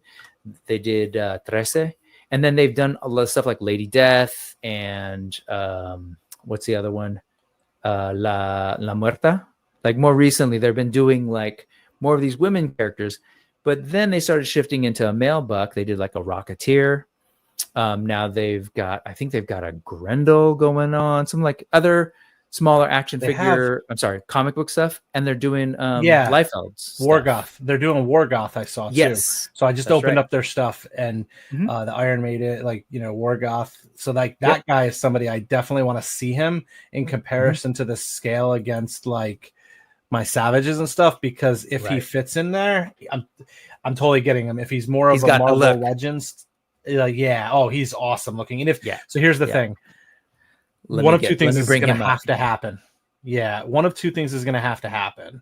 I'm either going to that figure is going to come out and he's going to fit in with like the Marvel Legends scale figures, because I'm not sure. I don't know their stuff, and I'm not going to buy him. But I'm going to screenshot the crap out of this figure. I'm going to find a way to make a custom version on a Savage Crucible buck of this guy, because he looks awesome. For sure. Generally speaking, their women are right in line with Marvel Legends women. I don't know if they've sized this guy up just because he's got a bigger physique, and that could work. But generally speaking, his stuff are very Marvel Legends scale. So I know what you mean, like versus say Savage Crucible and Mythic Legions. It's like that 7-inch scale-ish, it's a little bit bigger. Yep. So and he's done like stuff like he's doing this new line that's smaller that kind of works with Jada Street Fighter and Storm Arena. And then these are some of the comic characters that he's got going on. This is one of my favorite comic books ever. He's the guy that did the deluxe. They did the deluxe Death Dealer with the horse and stuff, right? Yes, they've got that. Still hasn't come out. That's this one. That's the one they're doing, right? Yes. But also, he did. Go for it. I was gonna say, and I see the picture of the Death Dealer standing next to a Masterverse He-Man, which I haven't stood the He-Man next to my Savage Crucible, but he's in line with that and with the Fire and Ice guy. So if they go that route with that other figure, that could be. I may not have to customize. I could be a happy camper. It could work, but. They've also done this newer line that they've started with giant creatures, and I'm totally passing by, and you can kind of see a lot of it. But I want to get down to the Crypt, which is sort of there was first this guy was kind of like their Dr. Jekyll, Mr. Hyde, basically. Yep. And then from there, they started teasing werewolves, and I'm trying to find where that started, and I don't really see it. But I'll just do this. This is the only loose collector figure I own. And it was famously, I've kind of talked about it a lot on the channel, really stiff and difficult to deal with when he came out. And I'd heard all the sort of like reviews. The sculpt is gorgeous. And I literally spent a couple of days just heating specific joints and loosening it. So he's great now. Like he's no problem. I can move him around like it's, they're stiff. It's been a while, but he'll get there. Like, and so, he's posable but this size, it's pretty big was like, oh, that's really great for a figure this large. And then they started teasing this, which is this early prototype of a Sasquatch. And this is the stuff I remember with Ed just being super excited. And so they announced that it was going to be a part of the same line, the Crypt, these kind of monsters, as this werewolf. And so naturally you're looking at these and you're like, all right, well, shoot, if you're going to do a Sasquatch, how are you not going to do a Yeti? So then they showed this. I saw prototype. that. Yeah. And so now this was like a while back, and they were starting to show sort of like their reference. This is one of their own figures. And then, you know, you've got a Zezre Minotaur, a Memory Toys Bit War Bear, probably Marvel Legends. I think that's Marvel. That might be, either that or Diamond Select. I'm kind of forgetting the sculpts, but and then, you know, Marvel Legends, Sasquatch here, and then Odious. And then Odious, that puts in perspective a ton. Yeah, so they're big. But now, more recently, just in the last couple of days, that new Yeti head. Yeah, we'll get to the Yeti head, but this was the Sasquatch with a full-on body, and we get to kind of see it a little bit more, and it looks really good, in my opinion. It does. Absolutely. I'm loving the body, the proportions, like the properly big feet for Bigfoot, essentially, right? Yep. And I love that it looks like they're different pieces for the sort of shoulder fur, and then maybe this neck fur, and then the head. Yeah. Yeah. If they don't somehow tie into the marketing with all that AI gorilla stuff and the ape and Bigfoot stuff that's all over Instagram right now to try to market this to all the people who are watching those things and laughing, they're missing out on a huge marketing opportunity. Yep. Yeah. And then on top of that, they did release a while back this picture to kind of tease the development of the body, and you kind of see it's that same body we're just looking at, but you saw this thing, and just the other day they shared this video of the head. And so this is the Yeti head. And I know folks who have said like, oh man, but those horns, like maybe I don't, you know, I'm not used to the idea of it. Yeah. Yep. So you can remove it and add the horns. Because I like it without the horns. I like it without the horns. I didn't see it until you pulled it up with the horns. And I was like, oh, they must have an alt head. And like, that's the part I saw right there. And then I see, as you were talking, I'm like, oh, but it's removable. Like as live, I was seeing it. So yeah, no, that's huge. It's cool. It's really cool. So I'm excited about this figure. I'm definitely going to pre-order. There's no way that I can't just pre-order both of them. If I can swing it money-wise, I'm definitely like, I want both of these guys. And part of me honestly wants to go and get some of the other ones because the colorways are really cool. I know a lot of folks had a hard time with this figure. I get it. Give it a little TLC. It works out. And you know, a lot of people have commented on this guy on these posts saying like, hey, are you going to do a better job with the joints and everything compared to the wolf? And they're like, yeah, we're fully aware. We're going to try. So I think that's good. But anyway, as far as the big figs, I love them. As far as the smaller figs, they tend to be a little small for me. And I haven't always been convinced by the sculpts. I'm going to have to get that Grendel because it's like one of my favorite comic books. But yeah, that's it. I figured this is fantasy adjacent, right? It works. Oh yeah. Barbarian adjacent. Imagine absolutely. No, I don't know that I'll go with the Sasquatch, but if I was to get one, because Ed is all about those and he always talks about the cryptids and all that stuff, and he loves to get into that stuff. If I was to go down the route of one of these, you know, Sasquatch figures, I'd get Harry and the Henderson because that's about the closest I come to lore of Bigfoot. But you know, this big one is really cool looking. Though it looks like it could be used as a weapon in emergency like situations. If the zombies ever come to take over the world, or if the lizard people attack, you could definitely use that gorilla as the Yeti or the Bigfoot as a paperweight. The wolf would do some damage. The wolf is probably about the same weight wise. This is a little bit more dense. But they're both deadly. So you know, I'd be curious how he stands up against the dragon that comes out from Four Horsemen. Like, I'd like to see it just up, like, sure, comparison. to compare. But He should. I've seen Somebody the that owns dragon. both needs to have him fly. Like, he needs to fly on the dragon. Somebody needs to do that. Oh man. Well, anyway, that's the loose collector thing. Let's move over to something a little bit different. I know we've been talking fantasy, but I don't know. Are you familiar at all with 78 Points of Articulation's Dio work? Okay. Yep. So yeah, he's got some great work out there. He just put this video up earlier today, of sort of like a retrospective of all his work. And I just, I love 78. Cool. We've been chatting back and forth. Really cool dude, incredibly talented. And you see it in his work. He's an architect by trade. He knows his stuff, and you can tell he really observes and does his research to really sort of get the details and get the overall logic of a structure, of a space. And then it's straight up just like, okay, I'm going to reproduce it in a way that could work for people's shelves and photography.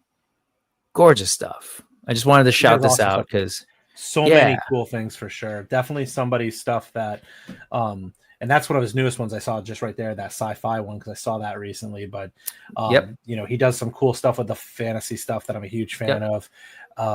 I wish I had the time, patience, and talent to do half of what he does, because that stuff is some cool stuff. Be really cool for some photos. Yeah, man. Agreed. Shout out to 78 Points. He'll actually be on the channel when I get back from Japan. We're just talking about it today. I'm trying to figure out a time when we can pre-record, since he's on a completely different day than us for most of the time. Yeah. But yeah, you were mentioning. Before that, this video starts off with 490 plus dioramas delivered, which is, I just think it's great. Like, think about that accomplishment. That's super cool. But this is the one that you're referring to, the Cyberpunk 2.0. This is his newest dio that was made available just last week. About a week ago now. And he makes a limited amount, makes it available to people, and just goes. It's great stuff. It truly is like works of art. Like everything from now working in lighting and doing rocks is one thing. Once you get into, I'm not dissing that, but no. There's something forgiving, right? There's something forgiving about the nature of and randomness of the natural stuff. Absolutely. Yep. When you get into wires and they're supposed to be real clean, machine-made walls and stuff, it's so great. And here it is with this dope, sexy ice, figures and display, and you can kind of see all the wires and everything. It's just cool. It's incredible. It's incredible stuff. Limited to one. I love how he does just the one production. Yeah, I was gonna say, I love how he does that. Similar to Savage Crucible, right? Like, they're with their figures, they've said, and I hope they stick to it, that they're not just gonna re-release the figure, right? Like, if you got Human or whatever from these Kickstarters, you're not getting that same one ever again. Like in a second release, so Wave 6 or anything, it will have to be much more different. And like, he followed that with the Savage slates for the Lemurians, right? Like, one with a different color scheme for him and stuff. So like, I love that, because then like those people who get in early, they have something that they got, maybe somebody else doesn't. So like, knowing that he's only doing the one run, it's like, get it now, and be one of the few that has it, because they're not coming again. And I'll save a lot of sort of the talk about 78 for when he's on the show, but dude's a talented photographer, which is great, because you can create these spaces and then take pictures like this and sort of show, this is what you could be doing with this stuff. So it's really cool stuff. I will now highlight something that he's working on that is a little bit more, I think it's definitely not sort of the fantasy we've been talking about, but it's very specific to the Street Fighter lines that we're getting from both Jada, and he just posted that it works for Storm Arena as well. So you're kind of seeing a mix. There's so this figure that you're seeing with Chun-Li, that is Jada, and then the Ryu and Ken are both, because you can tell by the gi, I believe, are storms. And Okay. basically what they're doing is, when you get beat up and you see their faces all beat up in the start screen, or I don't know if you played much Street Fighter back in the day. Oh yeah. I mean, I've got a bunch of the Street Fighter. I got DJ up there that I haven't even opened yet. Nice. So yeah. So these are the portraits, right? These alt heads, these custom alt heads that they're making. They're casting them in resin, so they're a little bit more durable, and they're fully painted. There's no non-painted option. $35 for the painted head, or all three of these characters were $100. And if you've been following much about like sort of the Jada line in particular, the way they've been doing like the effects that are coming for SDCC, or the second player or alt colors, like the fans are into that kind of stuff. So of course the fans would be totally into like, where's the beat up face? That's cool. I'm surprised they didn't pack those in. Seeing these here, the fact that Jada and those guys didn't like do this to begin with, they missed out and opened up the door for someone like 78 to come in and do this. That's cool. Yeah. I think it's pretty cool. I think it's a really cool option, and this was their post. Yeah, I saw not that too one long the ago. other I think day. this was hey, it works for the Storm arena. I think I might have misspoken. I think the last ones were all Jadas, and these are Storm arenas, and you can kind of see it's compatible. It's cool, man. It's just it's hilarious to me. So good on him. I'm with you. Like it's this whole like indie thing, right? You're saying can't wait till AWOC and Savage Crucible have more customizers doing stuff. Like this is it for Jada. Like we saw Duarte Studios doing the levels, right, for Street Fighter. Yeah. I think that's all cool, man. It's Power all Ranger cool stuff, all that stuff. It just like bringing in the community to do that kind of stuff just I think overall builds the hobby, right? So very these cool lines stuff. like Jada, like that, the creative people that are out there are going to find a niche in the environment to then become part of it. Like it's like how many people in Four Horsemen have created careers and jobs and works for themselves because of that ability to do the customizations and because there's such a desire for it. So so much of that cool stuff. And as the other lines expose themselves and become modular and customizable and play into that, folks like 78 and Duarte, they're gonna make some really cool stuff. There's a niche out there for them to jump into for sure. Nice. This is a little bit random. Just we're pushing up on past an hour and a half, so I just wanted to highlight this super quick. My thinking was, as action figure people, we're often looking to sort of like look at new ideas and kind of think about like what could be coming in the future. And so this is it's actually a gaming school of people who help. They offer classes essentially for people who want to learn how to create video games, whether it's modeling or world creation or programming, whatever, called Think Tank 20. And it just came to my attention because of this character that popped up. It's like one of their graduates' projects. It says this is not a final project, but it's part of their portfolio. So that's for the intermediate final project by concept by this student, Su Jian. And Think Tank student Reza Abgari completed this character in just the second term of a 64-week fully online program. So shout out to this student who's doing that, and shout out to the original concept by Reza Abgari. But when I see stuff like this, I'm always thinking like, oh yeah, what will be this next thing in the future that people will want to see action figures of? And I look at this character, I'm like, yeah, dude, I want this figure. Give me her. Like, I want to know what this mask is all about. Yeah. I want to, like everything tells a story. Like, oh, that's cool armor, and there's this sort of like extra piece here. What's that about? I think she just looks amazing. And so this is all just, this is just a student's work based on another artist.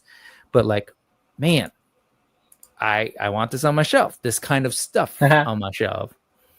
So that's all. We don't have to spend too much time on it. And I did want to sort of show you, like, in addition to that, like, because we were talking about 78 stuff, they've got people who are developing worlds, right, in spaces. So, like, this is another student's Lola Rosello Sanchez's work. beautiful. I'll just kind of give them a little bit of shine time here because I think it's great. And I look at this stuff, it's super inspiring, right? Just like Frank Frazetta's artwork a long time ago. We've got these artists now who are working in a digital space, kind of modeling these things, lighting these things. Man. So it's really cool. Like if you think about what could happen in terms of action figures, because that's what we do. This is Beck Maisel. Cool sci-fi type stuff. Over here is another more sort of like ancient world, maybe fantasy. It's very like immediately I look at this and it feels very like ancient Babylon kind of thing. Or let's see, created alongside her third. Oh, this is Adeline Sultan, her advanced final project. Cool, man. Can you imagine like getting that for you and posing up your figures next to them? There's one from 39 weeks ago that I came across as you're showing this that I scrolled through. It was a final project, a portfolio project by Uday Campina. Is really, really cool and fits right into the world we were talking about earlier. And I kind of need this guy now. If Instagram wasn't having the issues that we encountered before we started, I would just prop it up, but I probably can't copy and paste it in. But look at the rock work, all of this stuff. This is sort of taking Mongolian settlements as a starting point, but then trying to create it more like a foreign, an alien world.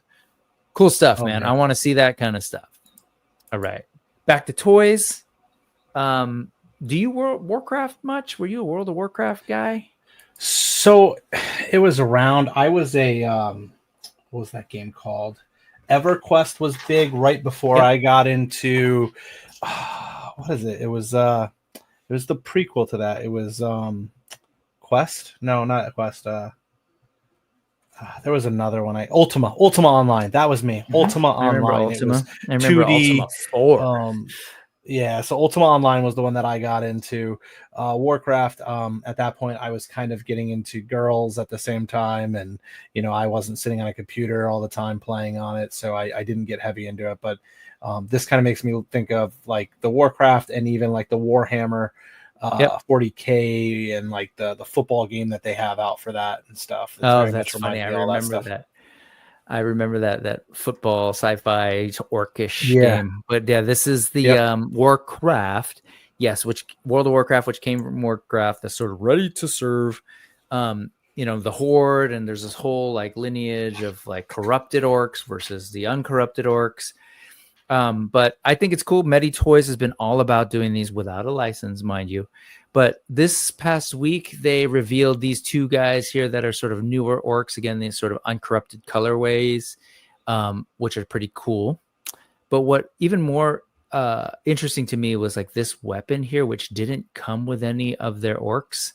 That's because they announced, again, just a couple days ago, that they're going to do weapons and head packs. So accessory packs and head packs. So these weapons are weapons that you can get in the game. Like people will either grind for these, or some of them maybe aren't ones that you can collect. Oh, wow. I'm not a big World of Warcraft. This is just stuff that I've heard from other folks. Our buddy Thanos is big into Warcraft, and he's always telling me, well, that's this and that's that. And I remember grinding to get this thing, and I love it. But this head is a new head for their essentially Blade Master Orc. That weapon was new too. This weapon is new. It's a different head. So this is sort of showing the kinds of stuff that are coming. I love it, man. I'm a proponent of heads and accessories packs, but I've come to since learn from working with Spiro like how challenging that can be, because it's a whole new SKU, because it's it like for a couple of different reasons, it can be challenging. I do think it's interesting when a property does it. So when Medi does this, because of the nature of the property, where you've got gamers who like, they know this one particular weapon, or, they're looking for this particular look or whatever. I think you're more likely to be able to sell those in established IP. Mm-hmm. Yep. Like, because people are like, oh, I want that. I've been looking for that thing, and they want it in the real world. Versus, like we're giving you stuff that maybe you can use for custom heads. And we know there's a ton of customizers out there, but maybe not as many as one might assume. So Right. It's a niche group there that's doing that extra stuff, and it's nice to be able to customize your, base builder army packs and stuff. But you're creating your own character altogether from it, so there's probably not as large. It might be that niche that where 3D printing comes into play a little bit more effectively. Yep. But makes sense. So I just thought that stuff was pretty cool. And then again, here was their sort of announcement of these newer orcs. This was actually from a Key Lion 07 who gets his hands on these figures so damn early, because I think he's okay. He's in Asia near where these things are made, but often gets us just great glimpses of these things, and I think they look better here than in those sort of like studio Medi Toys shots, because they're in hand. We kind of can see all that beautiful shading on this paint way. So I don't think you don't have any of these, but I know you're not really familiar with too much. I don't. But do these? I don't work? have these.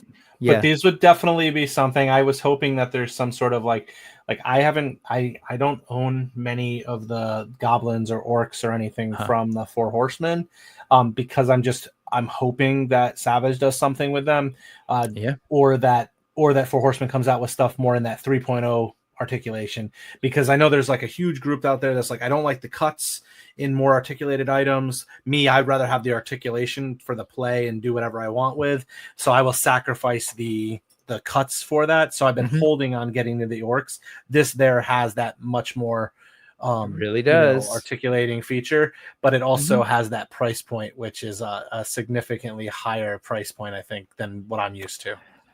Yeah, they can get up there, but they're not, I think, as high as one would assume. And a lot of that, of course, is the nature of they're not paying for the license. Shame. Right. But get it while you can, is my thinking. Right. But you're absolutely right. These figures move really well. And you can see, man, like this the posing is great. That's the other thing with this account. This guy knows how to pose his figures. And who does these ones? It's a Key Lion 07. So I mean the toy. Who is that? Who makes them? Sorry. No, Medi Toys. Medi. Okay. Mety. Yeah. So these are coming. These are all effectively reuse from the bodies. They've done sort of like the green corrupted orc versions of these orcs. So these are on their way. Some more variety. All right. The other thing is, kind of like are they in like the same scale as kind of like the Zezre Studio fights and stuff like that? And these are bigger. So these orcs are basically probably more in line with this guy. Oh, okay. Interesting. So although this guy, if I stand him up straight, actually would be taller than these. Gotcha. But he's like I don't know, the Zezre. If you remember, they did big creatures like minotaurs and stuff like that. Yeah. That's what I was asking about, because I had pre-ordered some of those when I first found out about 5K and got into the Zezre. I think I had like some dinosaur ones to go. Oh, those would be Axie. But anyway, but yes. Yeah, sorry, they're all from 5K. I grouped them all together. Yeah. Hey man, these are all individual things. We'll talk about that another time. But it's a really cool world, and I know you're really into sort of like off the beaten path toy makers. It's really cool to kind of pay attention to sort of like all the different players, and because they are unique figures. They're all doing different things. So anyway, that's my pitch for that. And then just a couple of other things they're doing. They're doing their own Minotaur based on World of Warcraft. Okay. I think they're called Taurens. Forgive me if I'm wrong. I'm not a big Warcraft guy. And this is a very specific sort of type of armor set and look, but they're just going to repaint it and give you, just like they did the orcs, they're going to give you a more sort of standard brown fur, black fur kind of version. But there's that sort of face. Oh, man. Yeah, the Taurens look cool. Big old, like different silhouette too, just like the game, like a big gigantic top and smaller little bottom. Look at that. That's cool. So more fantasy options for your shelf maybe someday. You don't got to get them all. I know there's this feeling of like completism. I generally try not to, and if anything, I do more breadth over depth sometimes, and just kind of pick and choose and kind of curate my own little collection. And I go in hard on like the same thing. So, but I understand. just different ways. But and here's they're gonna finally start going for the humans. And so this is a prototype that they showed a couple weeks back of like what their humans are starting to look like. So that's kind of a big deal because they've mainly been in orcs. They've shown us some tiger people. They've shown us no, that was Hero, but kind of the same company. But now we're getting to what their humans will look like. And we'll see how they are. The Warcraft those armor sets, they tend to be like bulky, huge because they're going up against orcs. So the idea was, they needed to be bulkier than to be able to realistically go up against these gigantic orcs. So, and that's Medi, right? Am I getting that right? Mety. Yep, Mety. Yeah. Originally, they were Memory Toys, and then we've since found that they're the same company. They also are connected to another one called Hero Toys. My sense of it is that they did Memory first, which was like the bear, and they did a gorilla. So none of those needed IP, right? Because those were independent creations. Then they started playing in this Warcraft world, and they have sort of done two different labels, it seems like, Hero Toys and Medi Toys, to do that stuff, which is often a strategy of some of the folks who are working in that black market, gray market kind of thing. Gotcha. And then they have their legit brand, which is Ling Jihun, and they license stuff. So they've got the license for Pacific Rim and some other things coming, and Teenage Mutant Ninja Turtles along with everybody else. So anyway, that's the crash course on that. Okay, dude, we've been talking for a while. Thank you. I love just hanging out with you and talking toys, because I know you and I have a shared sort of indie brain. We love this stuff. We love to look at toys and all the different kind of options. And I also know that we have a very shared affinity for the barbarians, the half naked buff people on our shelves. So that was fun. Absolutely. But you and this guy and Ed Action Figs do your show over on the Toyleet Network channel, which is, I think, if you go directly to Action Figs. But if you search for the Toyleet Network, you will find it. Also, just a reminder, there is that URL that's at the bottom and the QR code.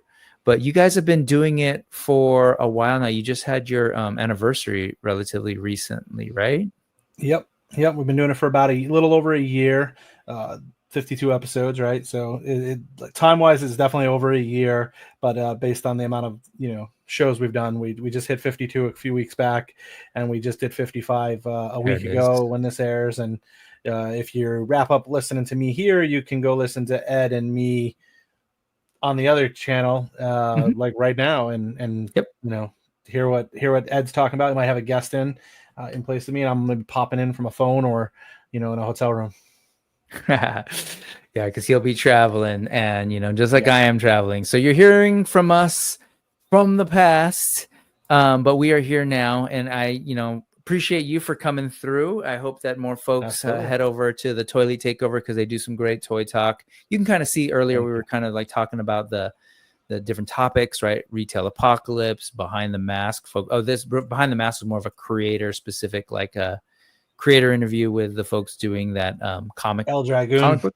El Dragoon comic book and toy hopefully. That's right, they're doing toys now, therapeutic toys. The idea of like toys playing into our overall mental health. I love it. And this is totally his episode. He's the wrestling guy, and he got deep. I watched it, man. I like I'm trying to follow as best I can, but I was like, okay, that's cool. So you got it. Like, you can kind of see what's going on, and then if you go further and back enough, you'll see that there was a makeover, right? At one point you kind of rethought your branding, and so this is the old school stuff. Hey, there's me and Joe guesting, hanging out with you guys on your channel. So I think that's what you guys were covering for me a few months back, so much appreciated, Brick.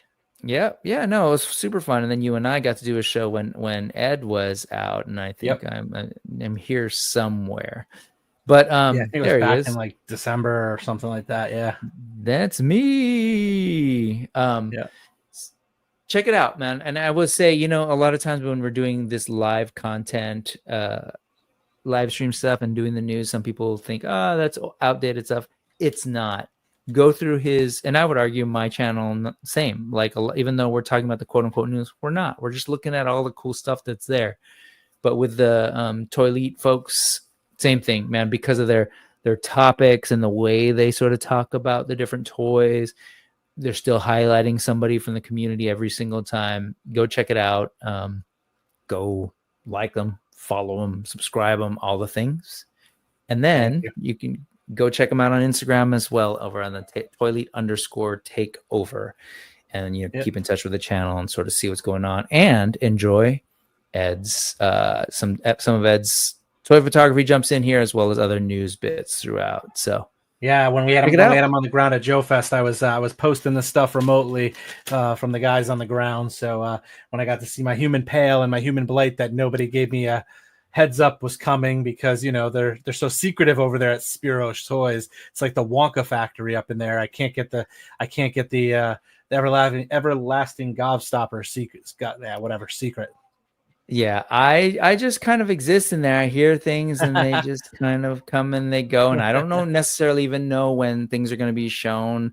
I'm not an asker. Adam is an asker, so he often knows stuff, and he's a teaser. So anyway, Toyleet Takeover, check them out. Travis, thank you so much, man, for hanging out with me today, and I hope everybody in the chat had a good time. Again, right now is a good time to go hop over to the Toyleet Takeover. They're starting their show probably right about now, or maybe about 10-20 minutes ago, if I time it out correctly. So just remind people when the shows happen. Yeah, so we go strategically, try to go at 9:05. Technical glitches and stuff push us a minute or two here and there. Every Tuesday night, Ed and I are on there. So we try to do it weekly. There are definitely some times where we're off and stuff, holidays, breaks, things like that. But for the most part, we try to be consistent every week on Tuesdays. We kind of try to own that 9:05 time slot. It's a little throwback to my fandom of pro wrestling back in the 90s, when WCW would go at 6:05 Eastern on the TBS station. So a little play on the time to start there. Yeah, very TBS. Yes, and it is just my move from back in the day, and then we are working on some static content, or non-live content, I guess. Ed's been prepping some stuff up in the background. I've been prepping some stuff. He's doing some behind the crick stuff, which is photography, things like that. He's also got his stuff coming where he's doing some build stuff for dios, and then I'm focusing on kind of my own spearheaded approach, pro wrestling stuff, the action figures, the lore behind the figure, the time, the history, who they interacted with, what led to that attire, like what it meant, what it represented, and kind of giving a more detailed kind of review of that mainline figure from the WWE Ultimate line by Mattel, which is a huge collection of mine. So I'm working on building that out. I think it'll be cool. Cool. Some new content. I love it. Yeah. All right, man. Thank you once again, Travis. Awesome. Appreciate you for spending the time. Thank you, everybody who's watching. Here's where I play music. Stay wonderful.